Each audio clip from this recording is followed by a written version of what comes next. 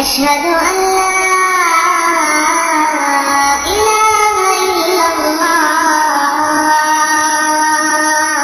أشهد أن محمدا رسول الله.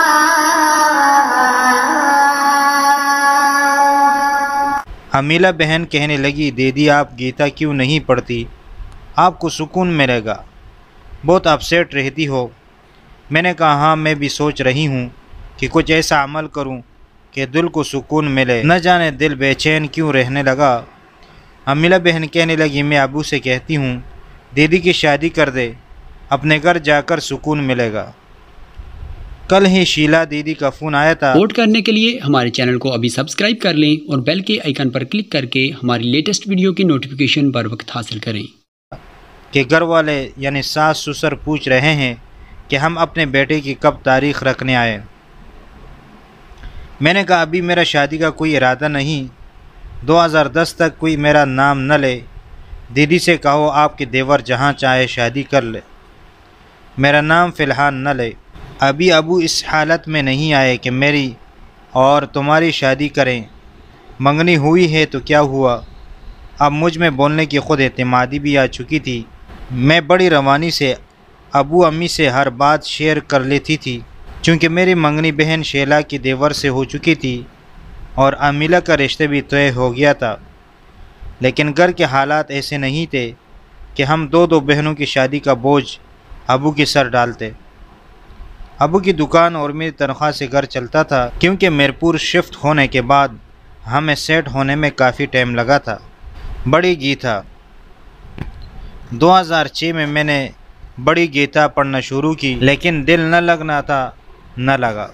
نجوم شمس و قمر بھی فریب دے نہ سکے، خلیل کی ہے نظر لا الہ الا اللہ. لا الہ الا اللہ کے بعد صنم خانے میں کوئی گنجائش نہیں تھی. گیتا میں ایک چیز سمجھ میں آئی کہ مالک ایک ہے جو سب کا مالک ہے. جب مالک ایک ہے تو بت خانے کے بھگوان اتنے کیوں ہیں؟ کیا یہ فرشتے ہیں یا انسان تھے جو مٹی کے بنے ہوئے بے جان ہو گئے؟ یہاں کر پھر اٹک جاتی. اب چھوٹی گیتا کی طرف خیال گیا، اس کو بھی پڑھ کر دیکھ لیا. روزانہ رات کو بھی سکون ہو جاتی، تک ہار کر من میں بسے مالک سے باتیں کرنے لگتی اور یوں نیند کی وادیوں میں چلی جاتی، جہاں پیارے پیارے سپنوں کے ذریعے مستقبل کے اشارے ملتے جو صبح کو تازہ دم کر دیتے.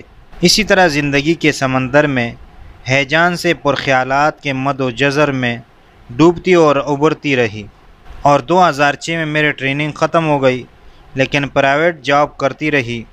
علی میڈیکل ہسپتال میں 2006 میں ہی یہ پختہ یقین ہو گیا کہ اس پوری جہان کا خالق میرا ایک ہی رب ہے اور اس نے ہم بندوں کی ہدایت کے لیے بہت سے پیغمبر بھیجے ہیں، اور آخری نبی محمد صلی اللہ علیہ وسلم ہیں. ان کے بعد کوئی نبی نہیں آئے گا. یہ ہمارے ہندوؤں کی کتاب میں بھی درج ہے.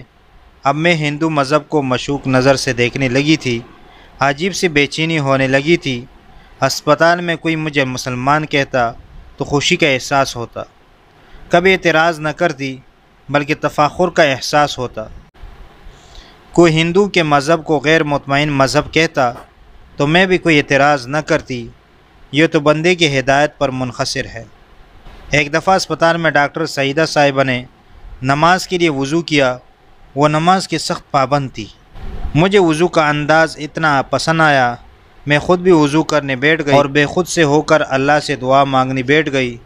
اے اللہ پاک مجھے وہاں پہنچا کہ جہاں تیرا خزانہ ہو، جہاں تیرے نام کا ذکر ہو، مجھے اس ذکر والی برکت میں شامل کر دے. نہ جانے یہ کس قسم کی دعا تھی جس کا ثمر آج مل رہا ہے. ہسپتال میں رمضان کے مہینے میں بھی روزہ رکھتی تھی. بہت دل چاہتا تھا کہ سحری افطاری کروں، لیکن یہ دونوں ٹائم گھر سے مناسبت نہیں رکھتے تھے. ایک دفعہ تو افطاری بھی نہیں کر سکی، یوں ہی واش روم میں جا کر نلکے سے پانی پی لیا. پھر رات میں سب کے ساتھ کھانا کھایا. اس قسم کے عمل سے سب گھر والوں کی نظر میں مشکوک ہو چکی تھی. میرے ہر عمل پر نظر رکھتے تھے، خصوصاً بہنیں. ہسپتال اور گھر کے متضاد عمل نے میری شخصیت کو ہی متضاد بنا دیا تھا، کہیں دل کے گہرائیوں سے سچ بولتی اور کہیں جھوٹ کا لبادہ۔ حقیقتاً دیکھا جائے تو میں کافی عرصے سے اسلام قبول کر کے مسلمان ہو چکی تھی، لیکن اپنے آپ کو دھوکے میں رکھ کر والدین کے ساتھ رہ رہی تھی۔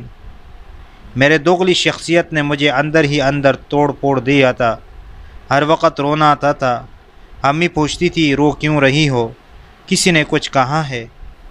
میں کہتی نہیں، کسی نے بھی کچھ نہیں کہا، نہ جانے کیوں بات بات پر رونا آتا ہے۔